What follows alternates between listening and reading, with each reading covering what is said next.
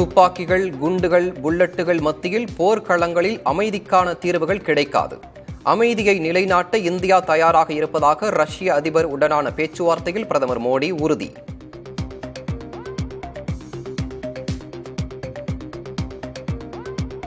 இந்தியாவின் அதிவேக வளர்ச்சி உலக முன்னேற்றத்தின் புதிய அத்தியாயத்தை உருவாக்கும் என்று பிரதமர் நரேந்திர மோடி பேச்சு.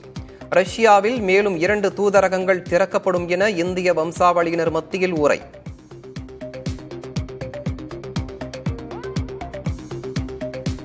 பிரதமர் மோடிக்கு ரஷ்யாவின் உயரிய குடிமகன் விருது வழங்கி கௌரவிப்பு. பல நூற்றாண்டுகளாக தொடரும் ஆழமான நட்புக்கு கிடைத்த விருது என மோடி பெருமிதம்.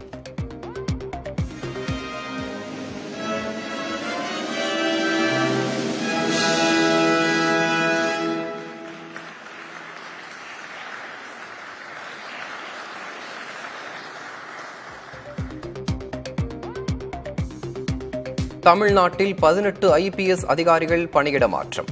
தாம்பரம், திருப்பூர், சேலம் மாநகர காவல் ஆணையர்களை இடமாற்றம் செய்து அரசு உத்தரவு.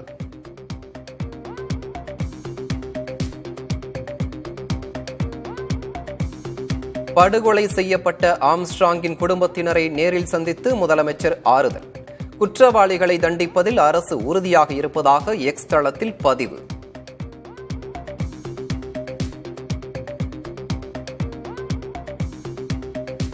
ஆம்ஸ்ட்ராங் கொலை வழக்கை CBIக்கு மாற்ற எதிர்க்கட்சித் தலைவர் எடப்பாடி பழனிசாமி வலியுறுத்தல்.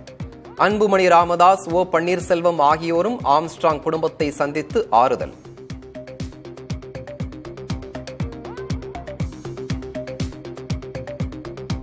ஆருத்ரா கோல்டு விவகாரத்தில் பாஜகவுக்கு தொடர்பு உள்ளதாக தமிழக காங்கிரஸ் கமிட்டி தலைவர் செல்வ பெருந்தகை குற்றச்சாட்டு. செல்வ பெருந்தகைக்கு ரவுடிகளுடன் தொடர்பு உள்ளதால் கொலை பற்றி தெரிந்திருக்கலாம் என தமிழக பாஜக தலைவர் அண்ணாமலை பதில்.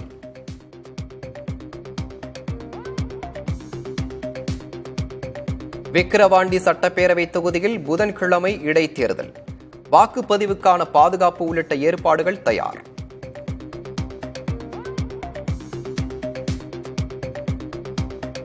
சிவகாசி அருகே பட்டாசு ஆலை வெடிவிபத்தில் 2 தொழிலாளர்கள் உயிரிழப்பு.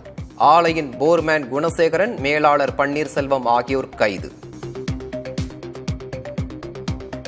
காஞ்சிபுரம் மேயருக்கு எதிராக நம்பிக்கையில்லா தீர்மானம். வரும் 29ஆம் தேதி தீர்மானம் மீது வாக்கெடுப்பு நடத்தப்படும் என அறிவிப்பு.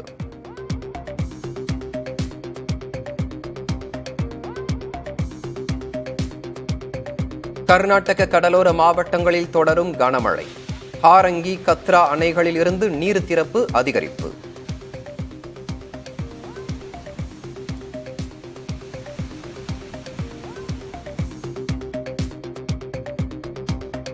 இந்திய கிரிக்கெட் அணியின் தலைமை பயிற்சியாளராக கௌதம் கம்பீர் நியமனம். BCCI செயலாளர் ஜெய்ஷா அறிவிப்பு.